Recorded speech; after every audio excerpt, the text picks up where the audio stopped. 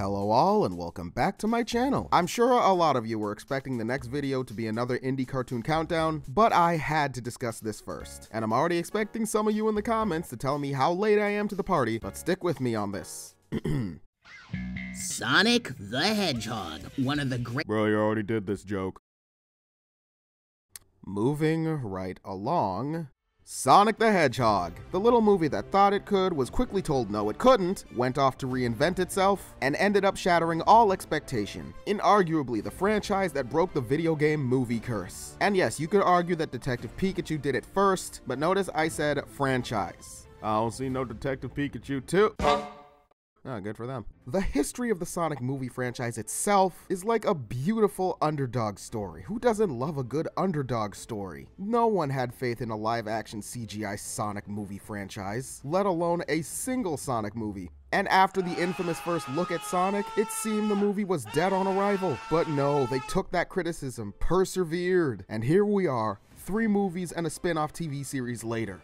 And more to come. Starting in mundane family film territory and evolving into the high-stakes action-packed adventures we know from the video games. But if you want to hear me discuss the history of the Sonic movies and review the 3 films in question, check out these videos because we're not talking about these 3. No. We're here to discuss the future!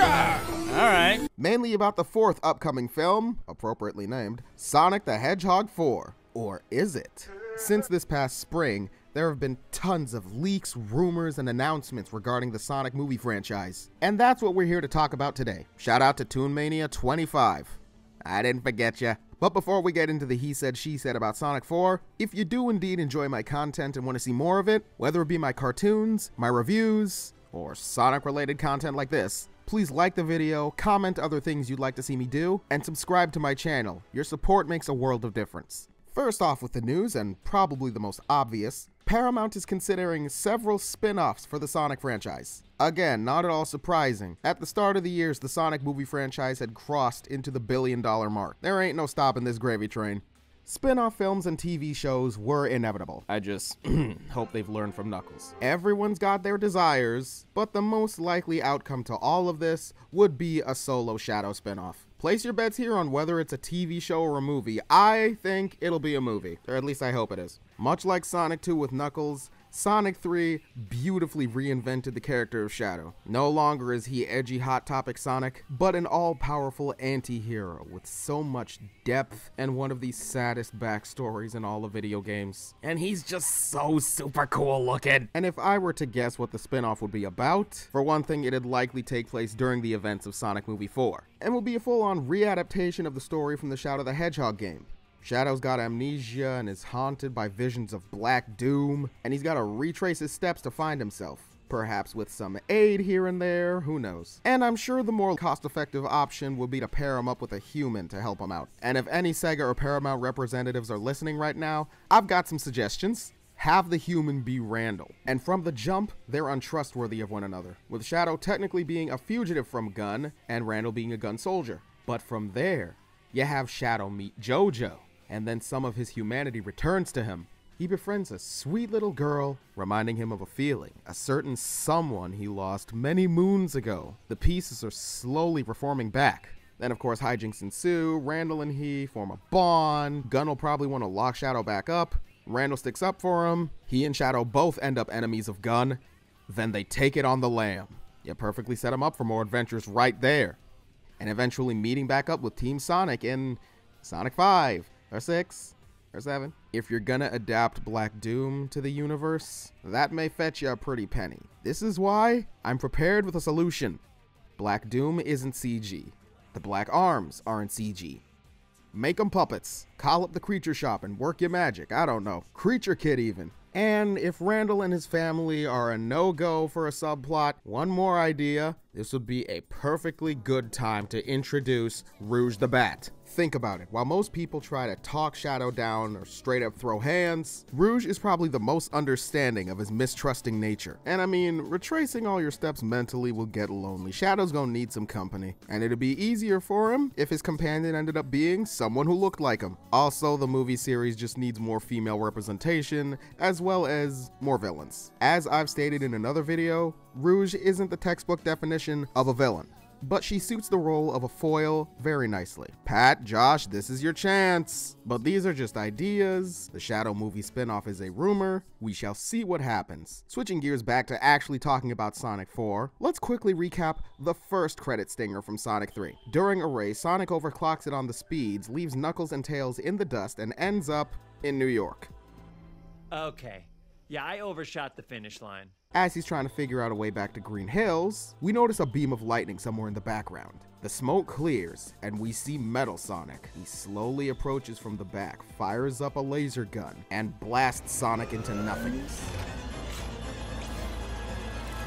I'm firing my laser! Or so we think.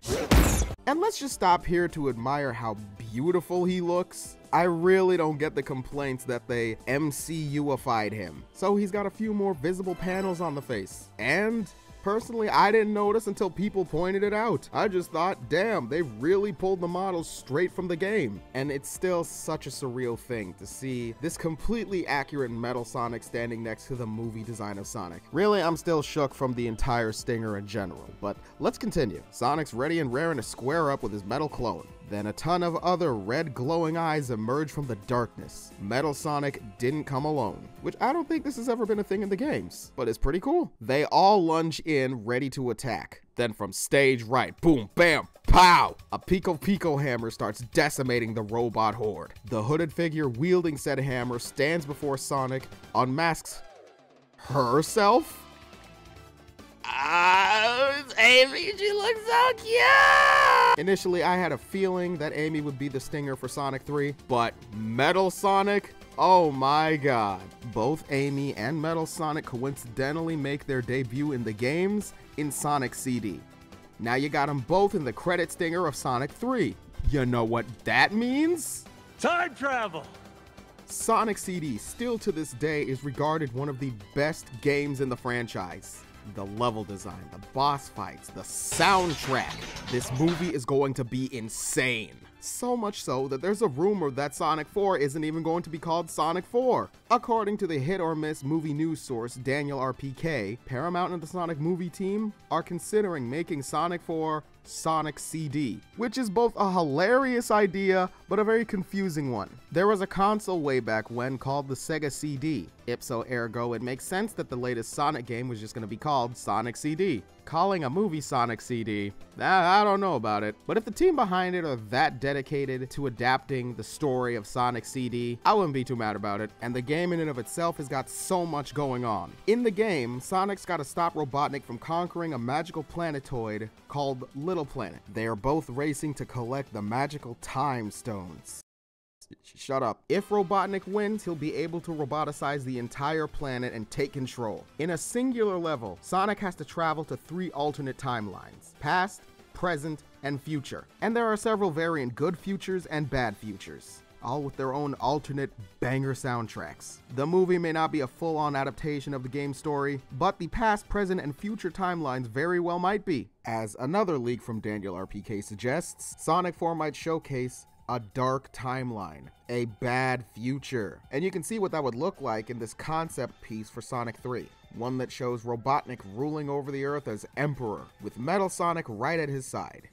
Or even in this piece with Amy Rose, surrounded by a horde of decimated Death Eggs. Which adds on to a theory I discussed in a previous Sonic vid, that the Amy Rose we see at the end of Sonic 3 comes from that dark timeline. We all know Amy Rose's signature outfit is that red go-go dress, but here she is in some hooded robe. So perhaps she comes from a timeline where Robotnik makes good on his master plan he discussed back in Sonic 2. First Green Hills, then the universe, then the multiverse, then who knows? Maybe I'll be enough. Full disclosure? You won't be there. That "you won't be there" at the end of his spiel wasn't simply a threat. Amy comes from a timeline where he did in fact destroy Sonic, and now here she is in the past seeking help. I said it once, I'm gonna say it twice, this movie is going to be freaking insane. And on the topic of Amy Rose, fans have been speculating about her movie voice for months, with everyone tossing in their desires on who they'd want to voice Amy, with the front-running candidates being Anna Kendrick, Kimiko Glenn, and Kristen Bell. Yet another leak suggests that the studio is eyeing Ariana Grande to voice Amy. Honestly, wouldn't have been my first choice, but I'm not mad at the idea. If memory serves correct, she's only ever had one major voice acting role. But other than that, she's got an excellent singing voice, and my generation knew her best as Kat Valentine. She's definitely got the range for voice acting, but not the thick portfolio. And hey, better her than Aquafina as Amy Rose, or Haley Steinfeld as Amy Rose,